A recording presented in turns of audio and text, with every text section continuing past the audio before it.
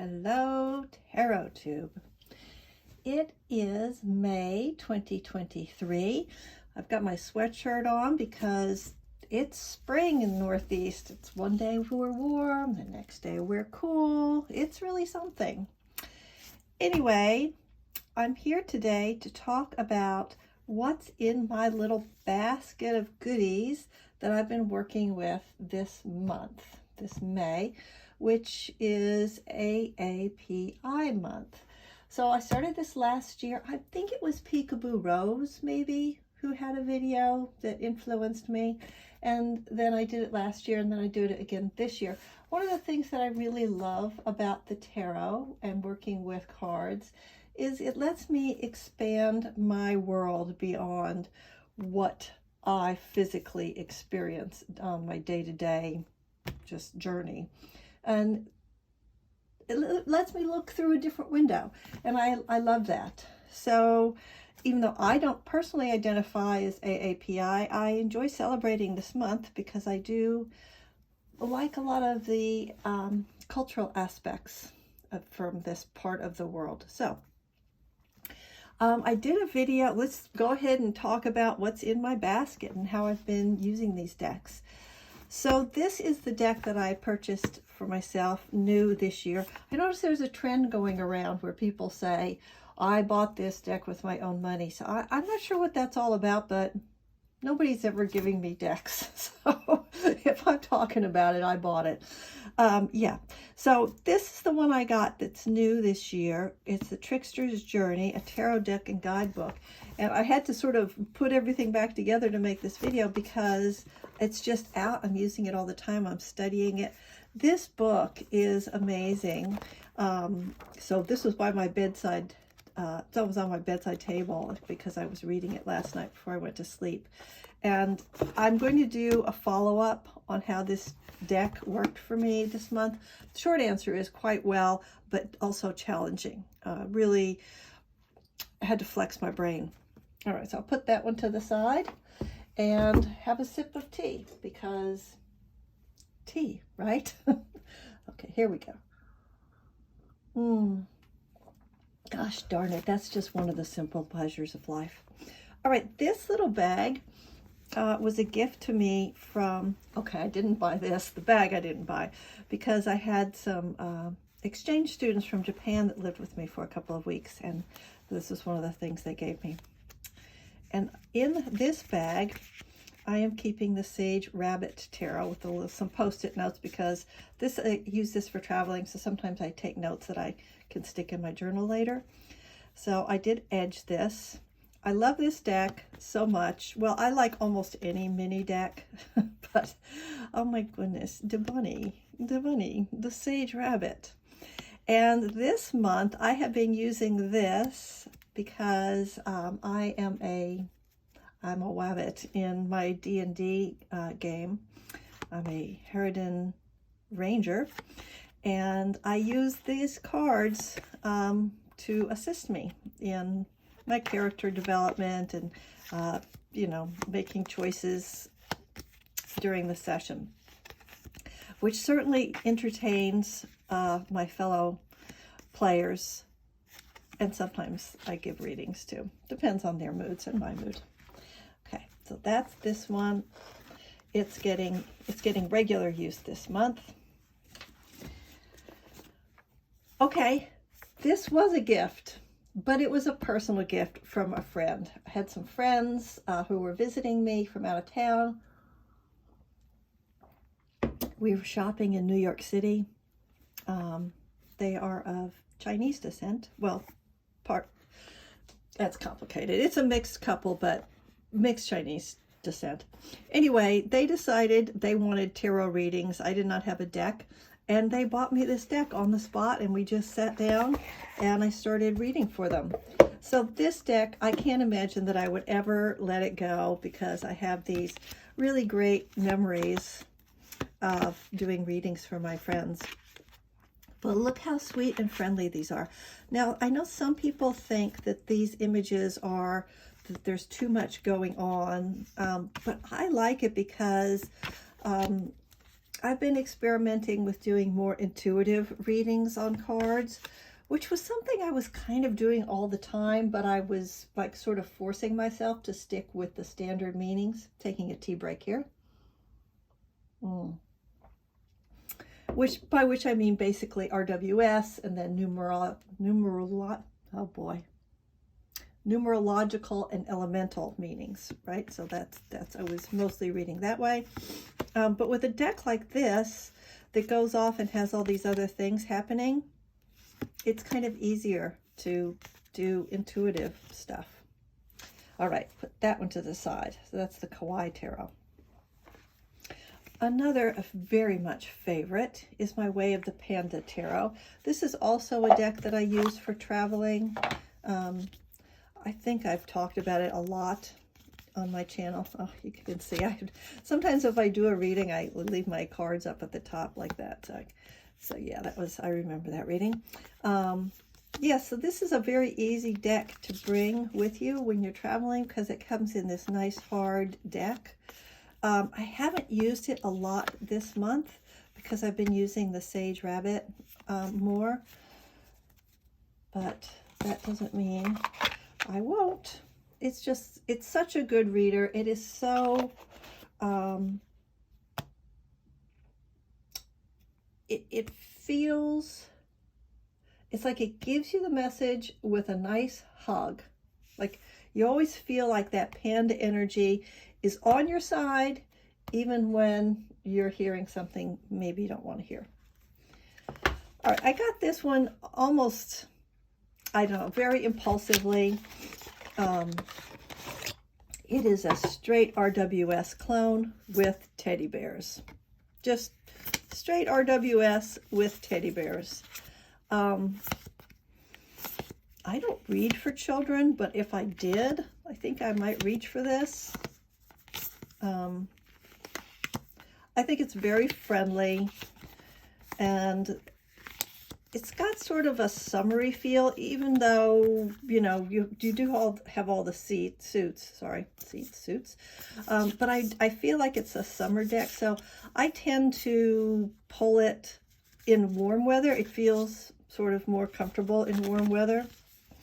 And you can see I've mixed it up because I was reading reversals with this deck because I don't feel like, well, I don't know. It's just how it feels. I mean, even the death card is not upsetting, really, to me.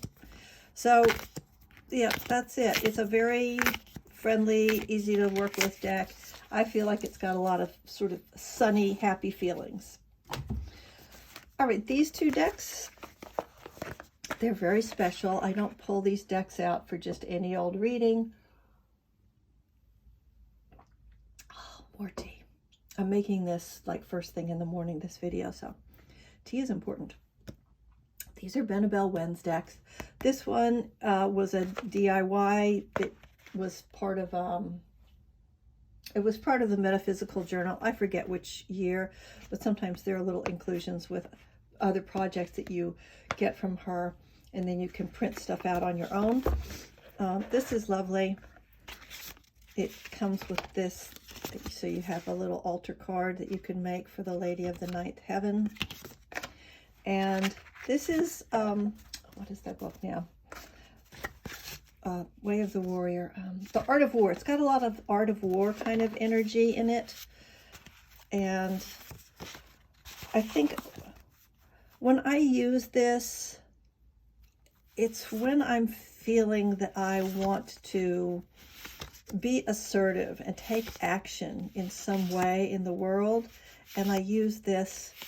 These are lovely quotes, and they just, it's empowering. That's a good word for it. It's an empowering deck for me, and I use it either just for a single card for some reason, or I use it to sort of finish or elaborate on a reading.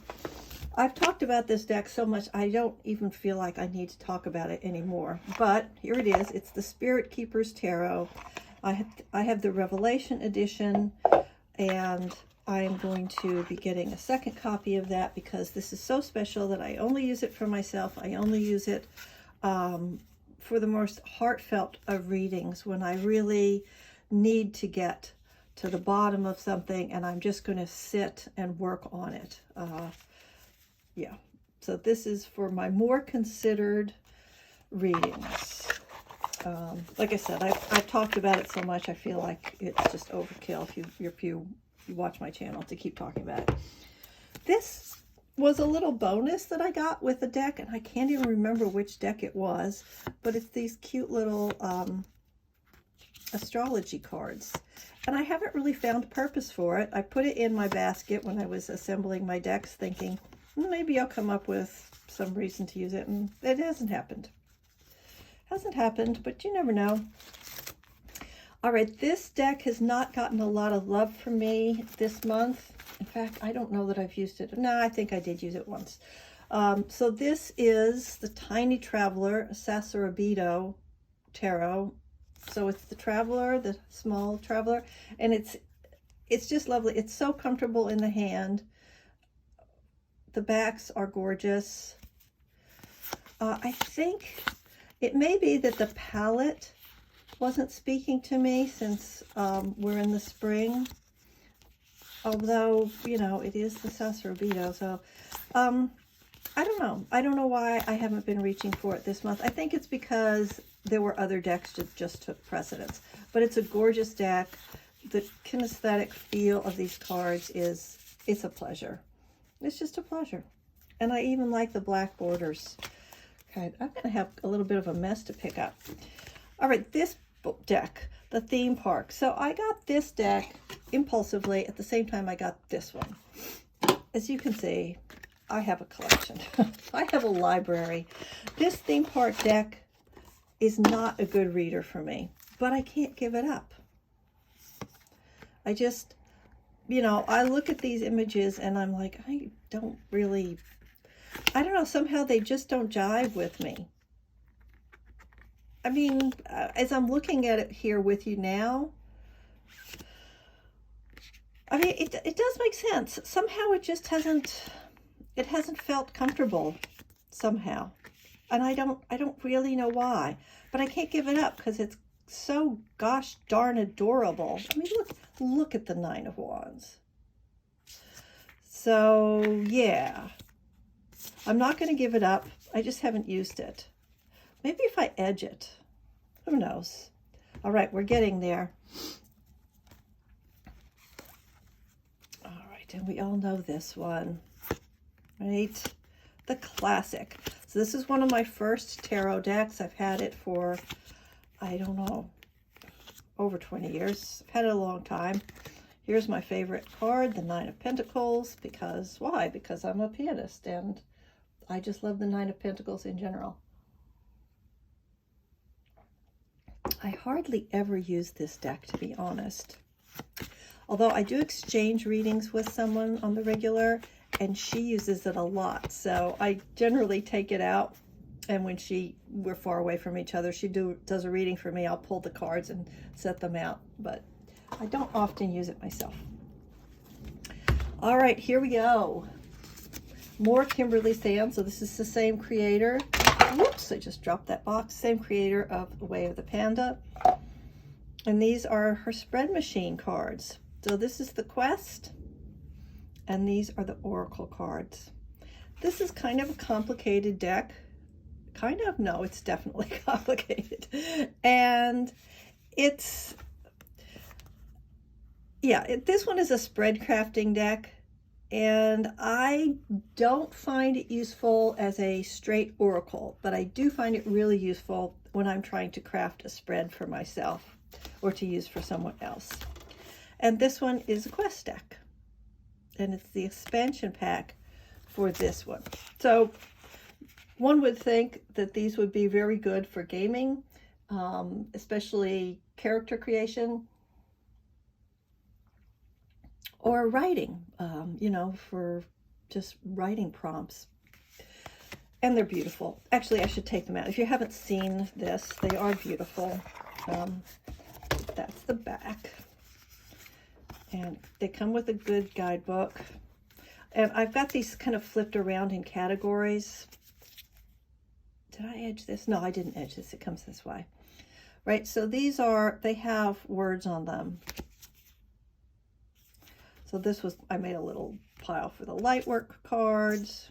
So that's why they're in this kind of funny back to front way. And then this category is the Seeker. This category is focus areas. Oh, that's a big category. Processing. Anyway, there are, you know, detailed walkthroughs on this deck. So if you want to know more about it, I would say check out a video, because I just wanted to introduce you to my little basket. And this one is, let's end with this one. This is my new deck for this month that I've been working with in depth.